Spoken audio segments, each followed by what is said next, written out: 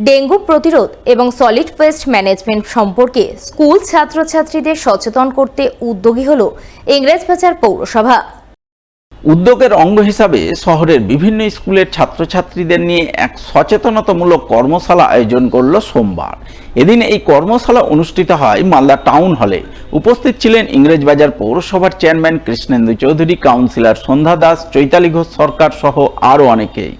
তারা power point presentation সহ নানান সচেতনতামূলক আলোচনার মাধ্যমে স্কুল ছাত্রছাত্রীদের প্রথমে ডেঙ্গু রোগ কী, কীভাবে এই রোগ হয়, এই রোগ প্রতিরোধের উপায় কী, রোগ হলে কি কি করণীয় ইত্যাদি নানান বিষয়ে সচেতন করেন। এরপর শহর পরিষ্কার ও দূষণমুক্ত রাখতে সলিড ওয়েস্ট ম্যানেজমেন্ট প্রকল্পের কার্যকারিতার কথা তুলে ধরেন তারা। ডেঙ্গুটা হচ্ছে কি একটা মারাত্মক ব্যাধি, যেরকম আমাদের করোনা হয়েছিল, এটা করোনার মতো অত ডেঞ্জার না, কিন্তু এটাও প্রাণঘাতী হতে পারে। একটা মশা, এডিস মশা, যে দিনের বেলায় ঘুরবে, দিনের বেলায় মানুষকে কামড়াবে, কি হয়? জ্বর হবে, মাথা ব্যথা হবে, বমি হবে, গাঁটে গাঁটে ব্যথা হবে। প্রপারলি যদি তাকে হাসপাতালে না নিয়ে যায় তাহলে তার প্রাণঘাতী হতে পারে। আজকে মিউনিসিপ্যালিটির থেকে আমাদের ডেঙ্গু এবং সলিড ওয়েস্ট ম্যানেজমেন্টের উপরে স্কুলের ছাত্রছাত্রীদের নিয়ে একটা প্রোগ্রাম করা হচ্ছে। প্রত্যেক স্কুল থেকে কিছু সংখ্যক ছাত্রছাত্রীকে ডাকা হয়েছে এবং তারা গিয়ে স্কুলে আরও ছাত্রছাত্রীদেরকে নিয়ে এই অ্যাওয়ারনেসটা করবে। এখন চারিদিকে যে ডেঙ্গু হওয়ার একটা সম্ভাবনা রয়েছে, এই সময়টাতে হয়, তার জন্য বিভিন্ন যে আমাদের নির্দেশিকা রয়েছে সরকারিভাবে, সেই নির্দেশিকাগুলো যেমন পালন করবে এবং সাথে সাথে শিশুরাও তাদের বাড়ি এবং আশেপাশে যে সমস্ত জল জমা বা জল না জমা উচিত সেই জিনিসগুলো প্রত্যেকের মধ্যে ছড়িয়ে দেওয়ার জন্য এবং নিজেরাও সচেতন যাতে হয় শিশুরা, সেই জিনিসটা আমরা শিশুদের মাধ্যমে পৌঁছে দিচ্ছি। তারাও যেমন নিজেরা সচেতন হবে এবং সমাজের অন্যান্য মানুষকেও সচেতন করবে, এই দায়িত্বটা তাদেরকেও খানিকটা নিতে হবে।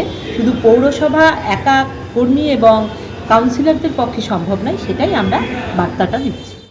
অন্যদিকে পুরাতন মালদা ব্লক প্রশাসনের উদ্যোগে এবং যাত্রাডাঙ্গা অঞ্চলের সহযোগিতায় ডেঙ্গু এবং প্লাস্টিক বর্জন সম্পর্কিত বিষয়ে এক সচেতনতামূলক প্রচারাভিযান হয়ে গেল সোমবার।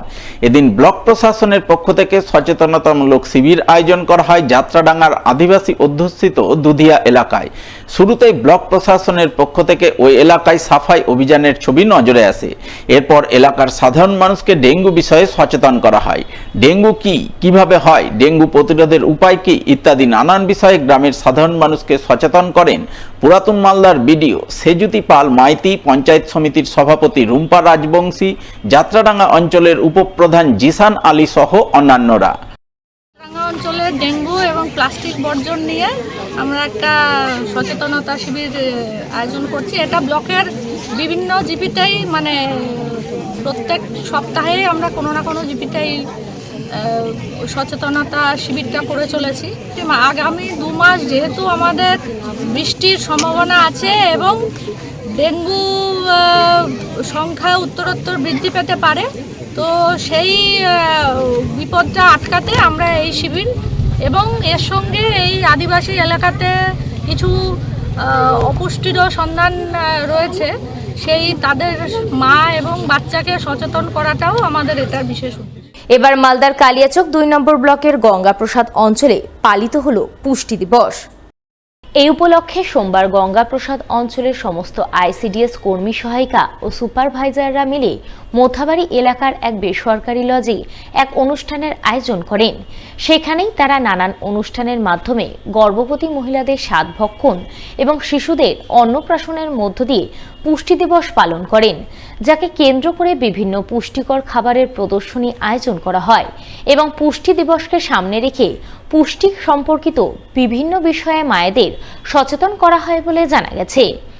আমরা সবাই জানি যে আমাদের শিশুদের সুপুষ্টি থাকাটা কতটা প্রয়োজন। অপুষ্ট বাচ্চা মানে কিন্তু ভবিষ্যতে যে প্রজন্ম তাদের দুর্বল হয়ে যাওয়া। আমরা ভর্তি হয়েছি যে আমাদের সমাজ থেকে অপুষ্টি দূর করব এবং যাতে আমাদের সকল বাচ্চারা সুপুষ্ট থেকে স্বাস্থ্যবান থাকে সেই দিকে লক্ষ্য রাখবো। আমরা সকলেই এই কাজ করে থাকি প্রত্যেক দিন, কিন্তু যেহেতু সেপ্টেম্বর মাসটিকে পোষণ মাস হিসেবে গ্রহণ করা হয়েছে, সেই জন্য আজ আমরা সকলে একত্রিত হয়েছি একটি অনুষ্ঠানের মাধ্যমে সেই পোষণ মাসটাকে করার জন্য এবং মায়েদের মধ্যে আরও বেশি করে সচেতনতা বাড়ানোর জন্য, যাতে তারা বাচ্চাদের পুষ্টির দিকে বিশেষভাবে নজর দেয়, বাচ্চার যত্ন করে এবং বাচ্চাকে তারা ভালোভাবে মানুষ করতে পারে। অন্যদিকে মালদা আদিবাসী সাংস্কৃতিক প্রতিযোগিতা 2024 হয়ে গেল সোমবার। এদিন এই অনুষ্ঠানের জমকালো আসর বসে মালদা শহরের দুর্গা কিঙ্কর কলেজ অডিটোরিয়ামে।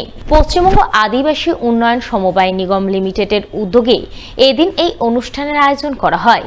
এতে জেলার বিভিন্ন প্রান্ত থেকে পরম্পরাগত আদিবাসী নৃত্য, গীত ও বাদ্যের একাধিক দল অংশগ্রহণ করে। তাদের মধ্যে জমজমাট প্রতিযোগিতা অনুষ্ঠিত হয়। এই প্রতিযোগিতায় সফল দলগুলি আগামী দিনে রাজ্য স্তরের প্রতিযোগিতায় অংশগ্রহণের সুযোগ পাবে বলে জানা গেছে।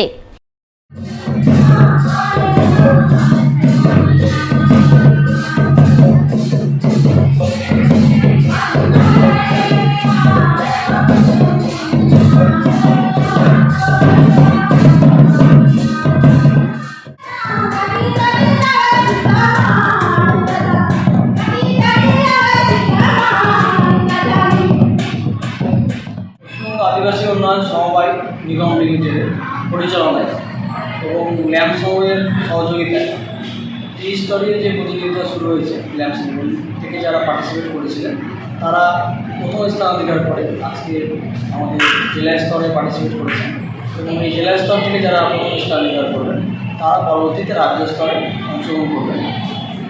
তো আমাদের এই আজকে যতজন সাঁওতাল, ঘোড়া, মুন্ডা, বেদিয়া, মাহালি প্রত্যেকটা কমিউনিটি অংশগ্রহণ করেছে। প্রায় 34টা নাচের দল এবং 32টা গানের দল এবং বাজনার দল প্রায় 35টা এখানে অংশগ্রহণ করেছে।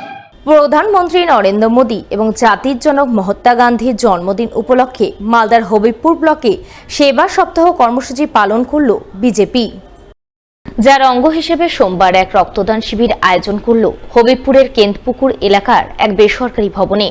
বিজেপির হবিবপুর বিধানসভা কমিটির পক্ষ থেকে আয়োজিত এই রক্তদান শিবিরে হাজির ছিলেন উত্তর মালদার সাংসদ খগেন মুর্মু, হবিবপুরের বিধায়ক জোয়েল মুর্মু, বিজেপির উত্তর মালদার সাধারণ সম্পাদক প্রতাপ সিংহ সহ আরও অনেকেই। তারা সকলে মিলে ভারত মাতা, মহাত্মা গান্ধী, দীনদয়াল উপাধ্যায় এবং শ্যামাপ্রসাদ মুখার্জির প্রতিকৃতিতে পুষ্পাঞ্জলি অর্পণ করে রক্তদান শিবিরের সূচনা করেন। সূচনার পরপরই বিজেপি নেতাকর্মী মিলিয়ে অনেকেই রক্তদান করেন বলে জানা গেছে। আমাদের যে যশস্বী প্রধানমন্ত্রীর জন্মদিন উপলক্ষে এবং গান্ধীজির জন্মদিন উপলক্ষে আমাদের সেবা সপ্তাহ চলছে, তার উপলক্ষে আমাদের যে রক্তদান শিবির আমাদের হবিবপুর বিধানসভা এই কেন্দুপুকুর আমাদের আক্তন অঞ্চলের পাশে যে উড়ান ভবনে হচ্ছে আজকে রক্তদান শিবির। এখন 26 জন অব্দি রক্তদান দিয়েছে।